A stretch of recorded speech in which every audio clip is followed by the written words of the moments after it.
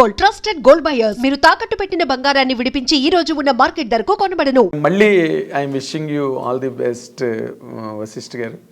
మీ పేరుకి తగ్గట్టుగా ఒక విశిష్టమైన విజయాన్ని సినిమా పరిశ్రమకి అవసరం. చిరంజీవి గారి విజయం సినిమా పరిశ్రమకి అవసరం. నాకు అవసరం సార్. ఫస్ట్ నాకు చిరంజీవి గారికి ఇంకో సినిమా ఆయన వెళ్ళిపోతుంటారు, ఆయన వెళ్ళిపోతుంటారు ఫ్లో. అవును, ఒక ప్రవాహం అది జీవనది. సినిమా ఇండస్ట్రీ కూడా కాదు, ఒకటి పోతే ఇంకోటి పోతే ఇంకోటి వస్తుంటాడు. బట్ ఈ సినిమా నాకు అవసరం. కరెక్ట్. చిరంజీవి గారు అన్నది ఒక జీవనది. ఆయన ఒక అవకాశం ఇచ్చారు, ఇది నేను ప్రూవ్ చేసుకుంటే నాకు ఇంకో సినిమా ఉంటుంది. ఎస్. ఇప్పుడు అంతా వన్ డే మ్యాచెస్. ఈ సినిమా ఆడితే నెక్స్ట్ డే నువ్వు ఉంటావు, ఆడపోతే నేను మర్చిపోయి ఇంకోటి వెళ్ళిపోతారు. అంతే అంతే. ఇక్కడ ఎప్పుడైనా కూడా sex every Friday sir life change అయిపోతే. Yes yes. మీ ఈ ఫ్రైడే మీ లైఫ్లో ఎప్పుడూ మారకూడదని కోరుకుంటున్నాం. Thank you sir. ఫ్రైడే స్టేబుల్గా, స్టడీగా, ఫిక్స్డ్గా అది మీ లైఫ్లో మళ్ళీ నెక్స్ట్ ఇయర్ సంక్రాంతి అనేది ఒక రికార్డ్ బ్రేకింగ్ ఇన్సిడెంటే. ఎందుకంటే ప్రతి ఫ్రైడే ఎక్కడో దిక్కుని ఏదో డైరెక్ట్ టెన్షనే. అవును కదా, అవును కదా. ఇప్పుడు ఈ మధ్య రోజుల్లో మీరు చూసిన సినిమాలు ఏంటి? అన్నీ చూసాను సార్. యానిమల్ చూసారా? ఓకే. మిమ్మల్ని బాగా ఇంప్రెస్ చేసిన సినిమా ఏంటండి? ఎందుకంటే మీదంతా ఫ్యాంటసీ మైండ్ సెట్ మీది. ఈ మధ్య రోజుల్లో వచ్చిన వాటిలో విరూపాక్ష కొంచెం అది కొంచెం నాకు భయం వేసింది సార్. హర్రర్ సినిమా నాకు కొంచెం భయం ఎక్కువ. అవునా? హర్రర్ సినిమాలు దెయ్యాలంటే నాకు కొంచెం భయం. నేను కళ్ళు మూసుకుని చెవులు మూసుకుని చూస్తాను సినిమా ఒకసారి. ఆ సౌండ్స్, ఆర్ఆర్లు.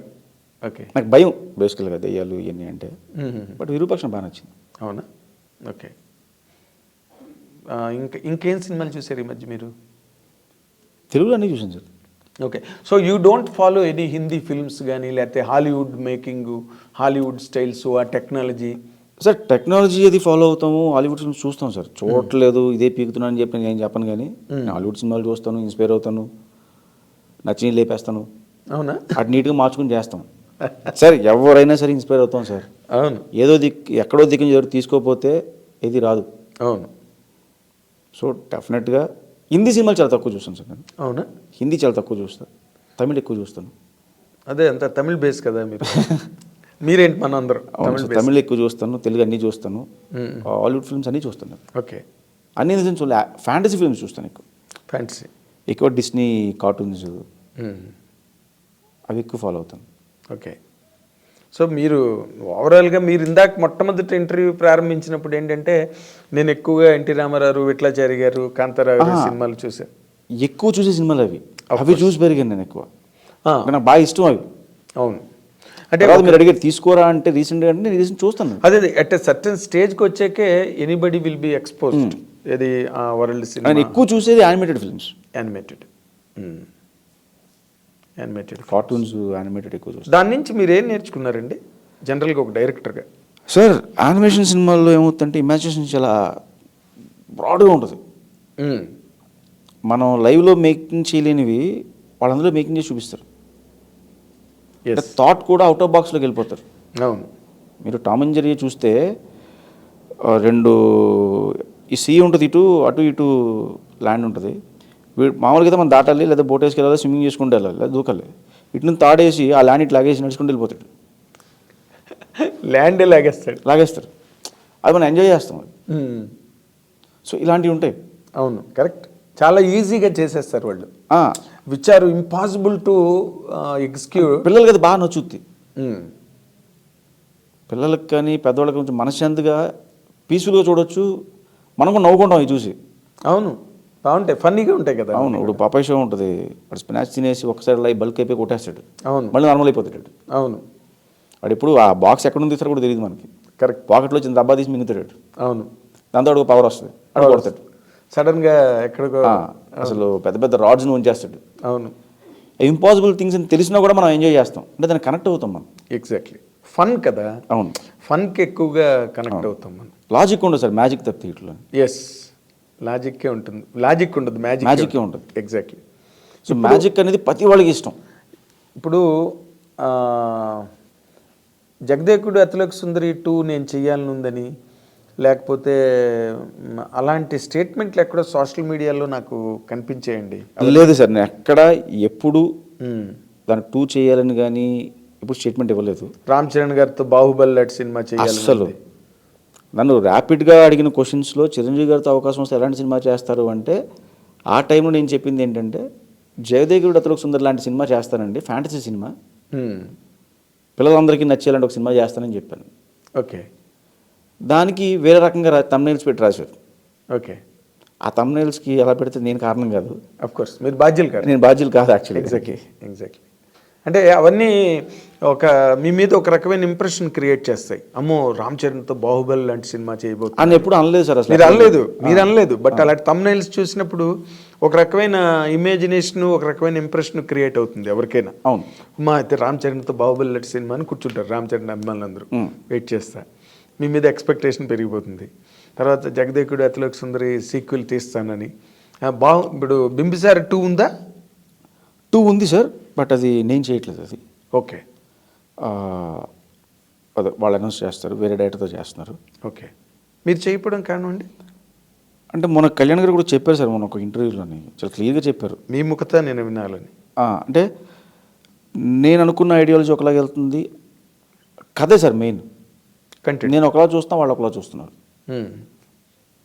సో అంతకుమించి పెద్ద ఇష్యూస్ ఏం లేవు. కదా మీరు హిట్ ఇచ్చిన డైరెక్టర్ మీరు కదా, మీ ఐడియాలజీనే కదా ఫాలో అవ్వాలి సార్. అదేం రూల్ కాదు కదా సార్.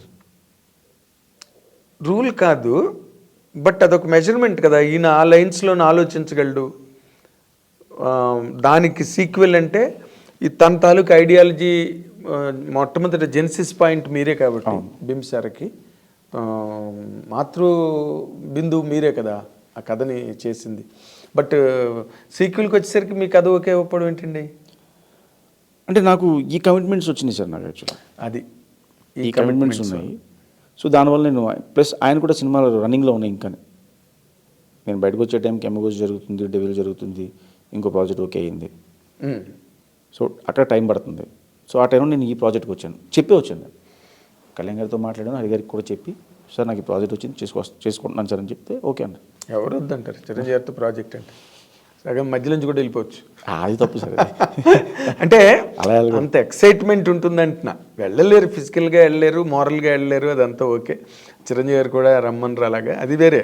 బట్ అంత ఎక్సైట్మెంట్ ఉంటుంది. అంటే చిరంజీవి గారు ఓకే అవ్వకముందు వెళ్ళి చెప్పాను నేను, ఓకే బయటికి వెళ్ళి ప్రయత్నం చేసుకుందాం అనుకుంటున్నాను సార్ అంటే హ్యాపీగా చేసుకున్నారు. ఓహో, బిఫోరే చెప్పాను. బిఫోరే. ఆ తర్వాత ఈ సినిమా ఓపెనింగ్ రోజు పొద్దున్న వెళ్ళి కలిశాను కళ్యాణ్ గారిని. కలిసి అక్కడ మళ్ళీ ఆయన విషయస్ తీసుకుని మళ్ళీ డైరెక్ట్గా ఓపెనింగ్ వచ్చాను నేను. అబ్బో, ఆయన చెప్పే చేస్తాను సార్ నేను, ఎందుకంటే ఆయనతో అంత ఫ్రెండ్లీగా ఉంటుంది కళ్యాణ్ గారితో. మారల్ బైండింగ్ కూడా ఉందేమో కదా. డెఫినెట్గా సార్. ఎందుకంటే నన్ను నమ్మారు. అదే ఈరోజు నేను ఇక్కడ ఉన్నాను అంటే కారణం దానికి ఇద్దరే సార్. ఒకటి హరికృష్ణ గారు ప్రొడ్యూసరు, 2 హీరో కళ్యాణ్ రామ్ గారు. వాళ్ళిద్దరు నమ్మారు కాబట్టి బింబిసార వచ్చింది. అంతే. ఈరోజు ఎక్కడ ఉండి మీరు ఇంటర్వ్యూ తీసుకుంటున్నారు. ఎగ్జాక్ట్లీ. ఇప్పుడు ఓకే, నా ఫ్రెండ్ కొడుకుగా మీ మీద నాకు చిన్నప్పటి నుంచి ఉండే అభిమానము లేకపోతే ఆ ఇష్టమో అది వేరే. బట్ ఇప్పుడు ఒక డైరెక్టర్గా ఫ్రెండ్ కొడుకు అయితే ఇంటర్వ్యూ చేయరు కదా సార్ మీరు. ఇందాక మీరు ఏమా బాగున్నావా, ఏం చేస్తున్నావు చూసుకుంటారు తప్పితే ఇంటర్వ్యూ చేయరు కదా. ఇందాక మీరు చెప్పినట్టే అది యువతల గేట్ యువతల వరకే పనికి వస్తుంది, గేట్ అవతల పనికి రాదు కదా. ఇప్పుడు మీ ఫ్రెండ్ కొడుకు అని చెప్పి కూర్చోబెట్టి ఇంటర్వ్యూ చేస్తే సరే మీరు ఇది చేశారు నేను చెప్తాను, అది ఎవరు చూడరు, ఎందుకు చూడాలి వాళ్ళు? Correct correct. సో ఒక సినిమా ఉంది కాబట్టి నేను నన్ను కూర్చోబెట్టి అడుగుతున్నాను, నేను చెప్తున్నాను, అది చూస్తారు. It's matter of excitement for millions of people. రే ఏమో టైటిల్ నాకు గడిగడికి నోట్లోంచి అమూల్యోకి వీరుడు అని వచ్చేస్తున్నాయి. బట్ ఆ సినిమా డైరెక్టర్ అన్న ఒక అట్రాక్షన్ మీ మీద కూడా ఉంటుంది కదా. డెఫినెట్గా 100%. బట్ వీటన్నిటికీ మొట్టమొదట కేంద్ర బిందువు కళ్యాణ్ రామ్ గారు కాబట్టి హరికృష్ణ గారు వాళ్ళ పట్ల మీరు యూఆర్ వెరీ 100%. వాళ్ళిద్దరూ లేకపోతే నేను లేను, ఒక డైరెక్టర్గా నేను లేను. నన్ను అంత బ్లైండ్గా నమ్మి సినిమా ఇచ్చారు. And for more videos, please subscribe to iDream. Please subscribe to iDream. Please subscribe iDream. And please subscribe to iDream. For more videos, subscribe to iDream. please like, share and subscribe to the channel. Congratulations, iDream. Subscribe to iDream. Subscribe to iDream. So subscribe to iDream Media. iDream ki iDream team andarki huge congratulations. Please subscribe iDream Media. Please subscribe to iDream. Subscribe iDream. Please subscribe to iDream. iDream అంటే నా కళల ఛానల్ను subscribe చేసుకున్న నోరు తిరుగుతలేదు, మీరైతే గంట గుర్తు కొట్టండి. For more such videos, please subscribe to iDream. Subscribe to iDream. Please subscribe to iDream. Please subscribe iDream Media. Please do subscribe to iDream. Please subscribe to iDream Media. For best entertainment and information, please subscribe iDream. And don't forget to subscribe to iDream.